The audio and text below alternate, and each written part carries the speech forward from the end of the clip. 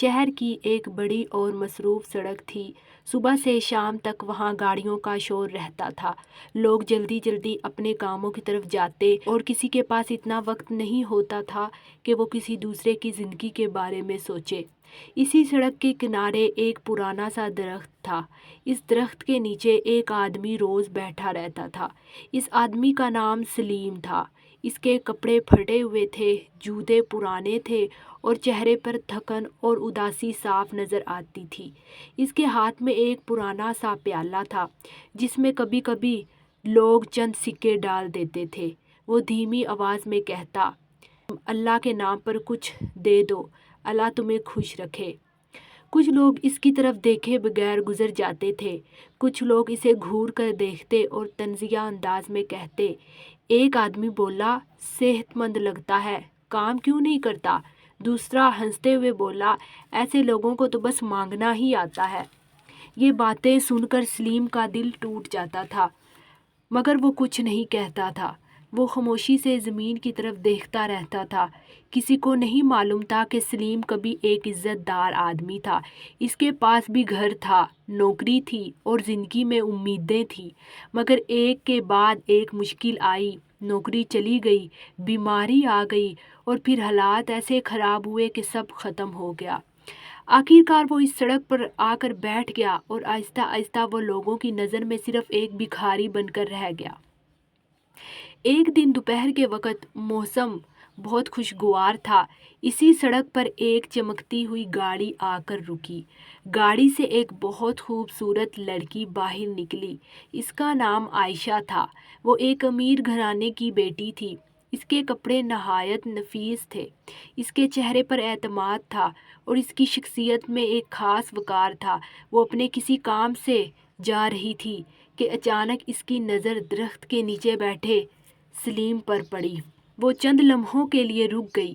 اس نے دیکھا کہ سلیم سر جھکائے بیٹھا ہے اور لوگ اس کے پاس سے گزر رہے ہیں جیسے وہ کوئی انسان ہی نہ ہو۔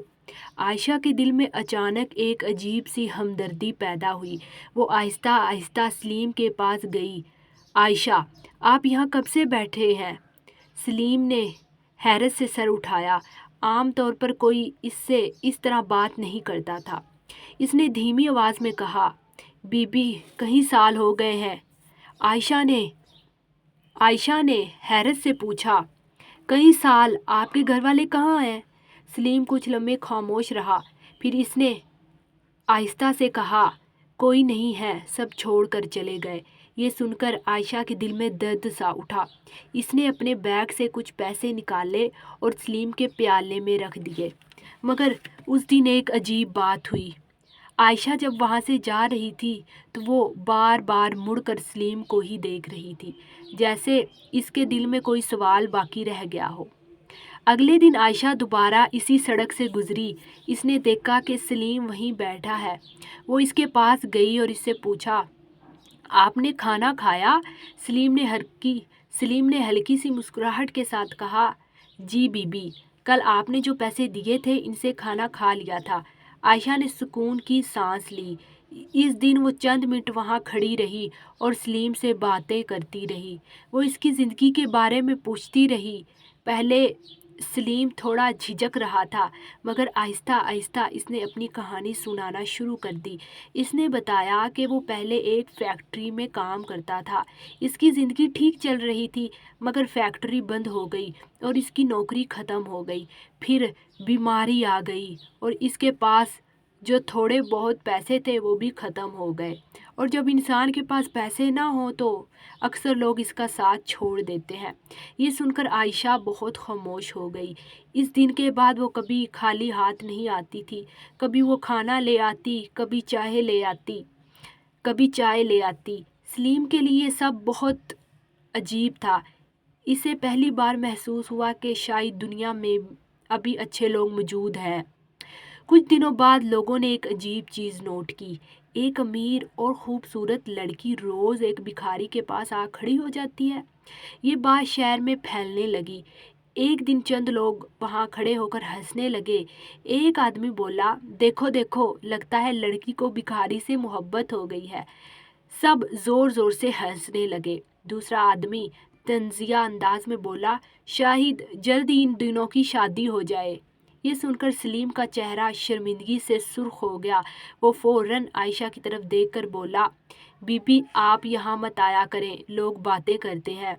आयशा ने सुकून से जवाब दिया, लोगों का काम है बातें करना। अगर हम लोगों के डर से अच्छा काम छोड़ दें तो दुनिया में कोई किसी की मदद नहीं करेगा। ये सुनकर सलीम खामोश हो गया। इस दिन इसने पहली बार महसूस किया कि आयशा सिर्फ हमदर्दी नहीं कर रही थी, बल्कि वो एक बहादुर दिल रखती थी। कुछ दिनों के बाद आयशा के दिल में सलीम के लिए एक अजीब सी हमदर्दी पैदा होने लगी थी।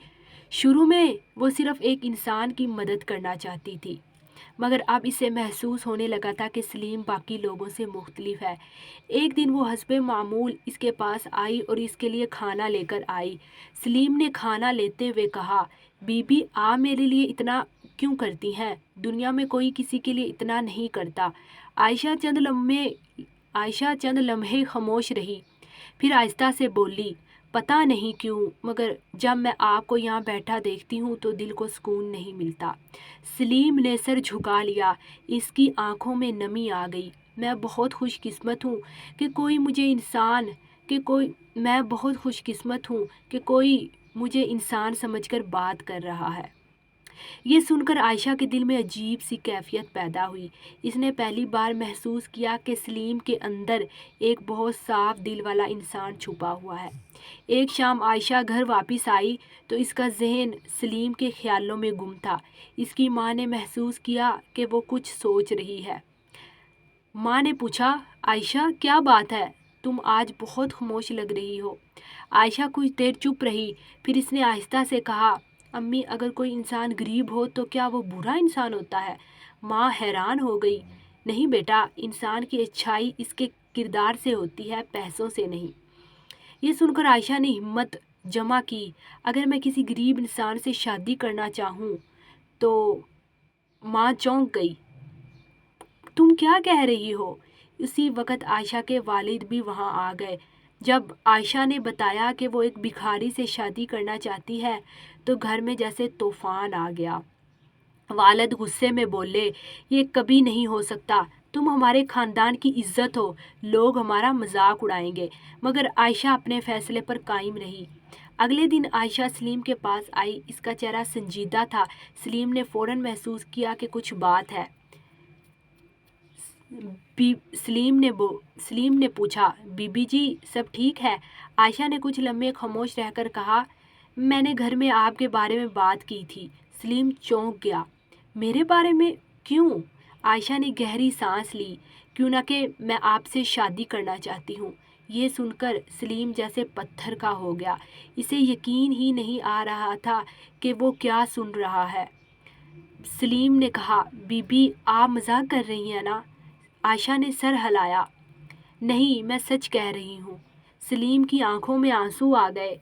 मैं एक भिखारी हूँ, मेरे पास कुछ भी नहीं है, आपकी ज़िंदगी बर्बाद हो जाएगी। मगर आयशा ने सुकून से कहा, मेरे लिए दौलत से ज़्यादा इंसान की नीयत और दिल अहम है। जब ये खबर शहर में फैली तो हर तरफ बातें होने लगी। लोग हैरान भी थे और हंस भी रहे थे। अमीर लड़की को और कोई नहीं मिला था, ये शादी नहीं तमाशा होगा। अमीर लड़की को और कोई नहीं मिला था। फिर दूसरा हंसते हुए बोला, ये शादी नहीं तमाशा होगा। लोग इस बात को मजाक समझ रहे थे, मगर आयशा को इन बातों से कोई फर्क नहीं पड़ा। वो अपने फैसले पर मजबूती से खड़ी रही।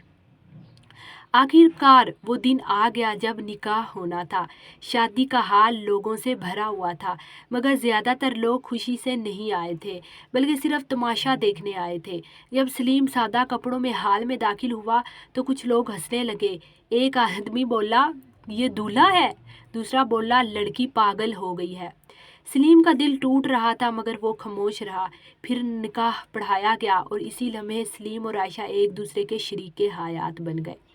निकाह के बाद आयशा ने माइक उठाया। हाल में मुकम्मल खामोशी छा गई। आयशा ने आहिस्ता आहिस्ता बोलना शुरू किया, آپ سب لوگ آج یہاں آئے ہیں اور شاید آپ میں سے بہت لوگ ہم پر ہنس رہے ہیں۔ پھر اس نے سلیم کی طرف دیکھا۔ آپ کو اس کے کپڑے نظر آتے ہیں مگر مجھے اس کا دل نظر آیا ہے۔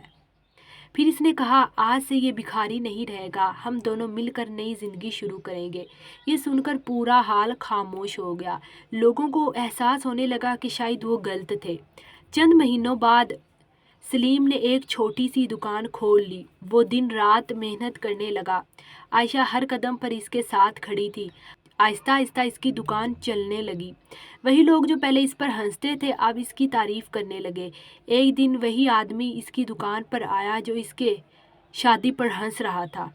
وہ شرمندگی سے بولا، ہم نے اس دن آپ کا مذاق اڑایا تھا، ہمیں معاف کر دیں۔ سلیم نے مسکرا کر جواب دیا، انسان کی اصلی قیمت اس کے کپڑوں یا دولت سے نہیں بلکہ اس کے کردار سے ہوتی ہے۔ اور واقعی وقت نے سب کو یہ بات سکھا دی۔